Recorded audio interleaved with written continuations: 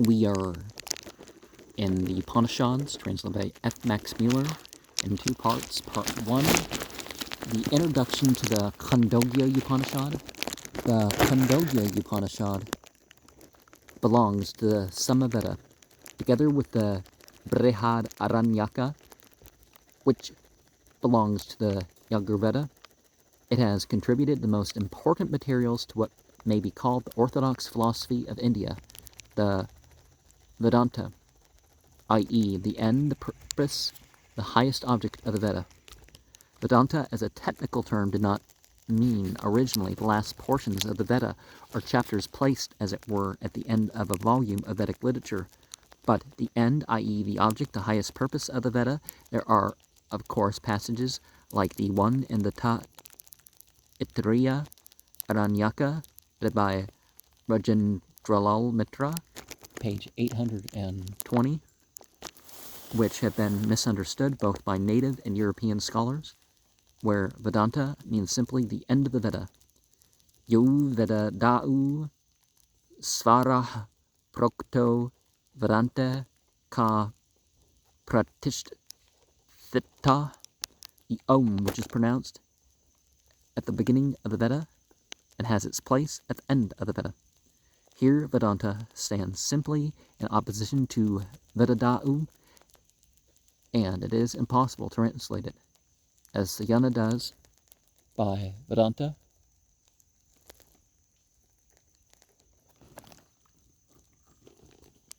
Our Upanishad. Vedanta, in the sense of philosophy, occurs in the Taittiriya Aranyaka, page 817, and a verse of Narayaniya Upanishad, repeated in the Mundaka Upanishad 3-6 and elsewhere. Vedanta na sun is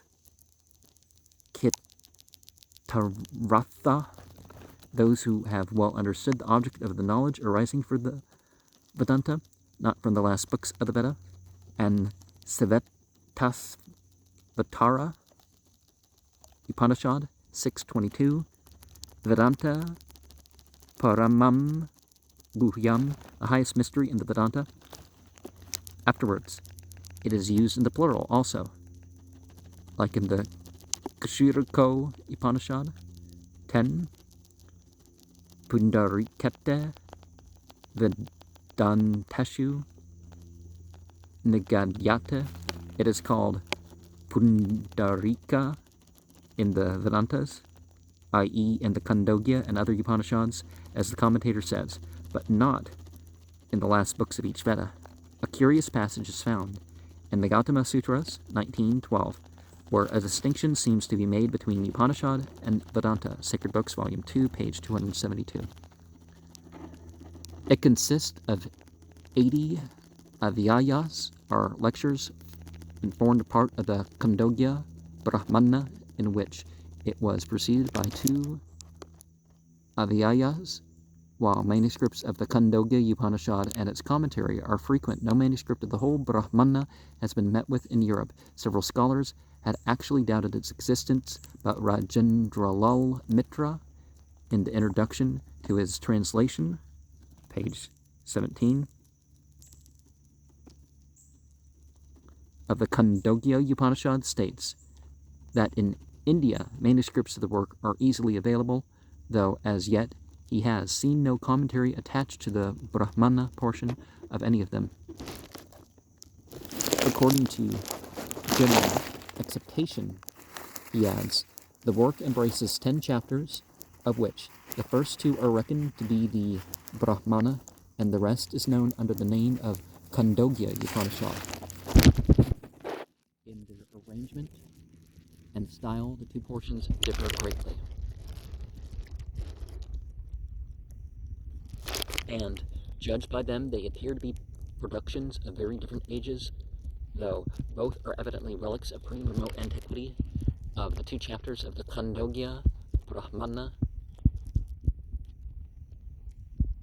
it begins Om Deva Savita Brasura Yagnyam Brasura Yagnya Patim Vagaya. The second begins Yakrakyam Dese Sarparaga Ashatabaleh. The first includes 8 suptas, hymns on the ceremony of marriage and the rites necessary to be observed at the birth of a child. The first supta is intended to be recited when offering an oblation to Agni, fire, on the occasion of a marriage, and its object is to pray for prosperity on behalf of the married couple. The second prays for long life, kind relatives, and a numerous progeny. The third is the marriage pledge by which the contracting parties bind themselves to each other. Its spirit may be guessed from a single verse. In talking of the anonymity with which they will dwell, the bridegroom addresses his bride, "That heart of thine shall be mine, and this heart of mine shall be thine." Yaretandredayam tavatarastu hridayam mama yariram hridayam mama tarastu hridayam tava. The fourth and the fifth invoke Agni, Vayu, Kandramas, Surya to bless the couple and ensure helpful progeny. The sixth is the mantra for offering an oblation on the birth of a child, and the seventh and eighth are prayers for its being healthy, wealthy, and powerful, not weak, poor, or mute, and to ensure a profusion of wealth and milch cows. The first sukta of the second chapter is addressed to the earth, Agni, and Indra, with a prayer for wealth, health, and prosperity. The second, third, fourth, fifth, and sixth are mantras for offering oblations to cattle, the mains, Surya, and diverse minor entities. The seventh is a curse upon worms, insects, flies, and other nuisances. And the last, the concluding mantra of the marriage ceremony, in which a general blessing is invoked for all concerned. Now, if it's the nature upon which they were actually created, rather than some choice to twist their nature or something, why curse anything for it?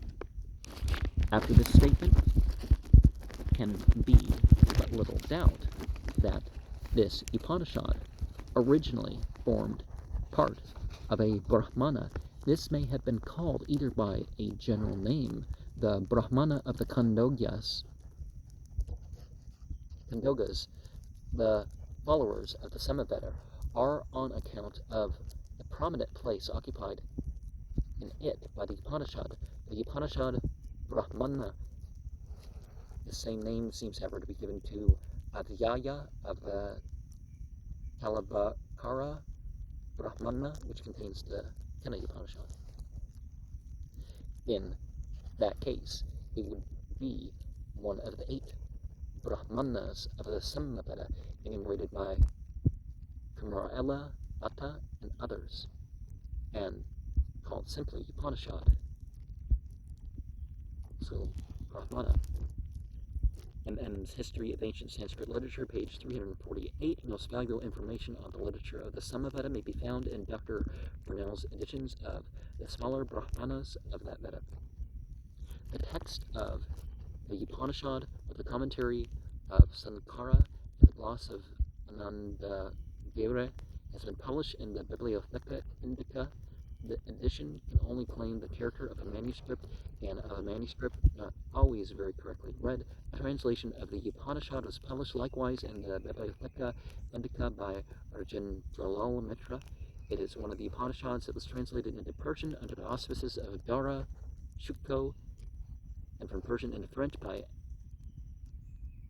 Anquetil de Perron in his Upnikat, i.e.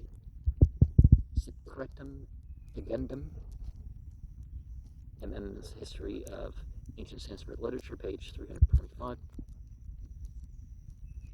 Portions of it were translated into English by Colebrook in his miscellaneous essays, into Latin and German by F.W. Mundschmann in his Sankara Seu de Legamenis Vedenticorum on 1833, and in a work published by his father, K.J.H. Mundschmann, Die Philosophie im Fortgang der Khandogya Upanishad 1827 to 1834. Professor A. Weber has treated of this Upanishad in his Studien 1 254. Likewise, M.P. Regnard in his Adriaux pour suivre la histoire de la philosophie de l'Inde Paris 1876, and Mr. Go in several articles of the philosophy of the Upanishads in the Calcutta Review number 831. I have consulted my predecessors wherever there was a serious difficulty to solve the translation of these ancient texts. These difficulties are very numerous, as those know best who have attempted to give complete translations of these ancient texts. It will be seen that my translation differs sometimes very considerably from those of my predecessors. Though I have but seldom entered into any controversy with them, they may rest assured that I have not deviated from them without careful reflections. And, of course, one of the things about having a different opinion, you just don't have a different opinion to have a different opinion. And you do see different schools of thought in secondary literature, if you're going to call the Upanishads secondary literature. I believe there's more to it than that. Just like the Bible and the Vedas themselves, it would be a combination of revelation, inspiration, but from different entities, actually. And, yeah. So you see different schools of thought arising when they focus on one part or the other. In the Judeo-Christian world, some Jewish or Christian groups would focus more on some books versus others, and that would result in different schools of thought that even produce things about those particular books that you don't see elsewhere. In the Islamic world, there are different hadith collections favored. And some of these schools declined, but there were schools based around smaller collections other than the Big Ten. And then there's the body and narrators as well. And some Sufi material actually could preserve stuff, but sometimes it's hard to tell whether it's further traditions or not. To draw a parallel. And of course, in the Avesta, you see likewise different schools of thought that arose, different forms of Zoroastrianism, as people will say.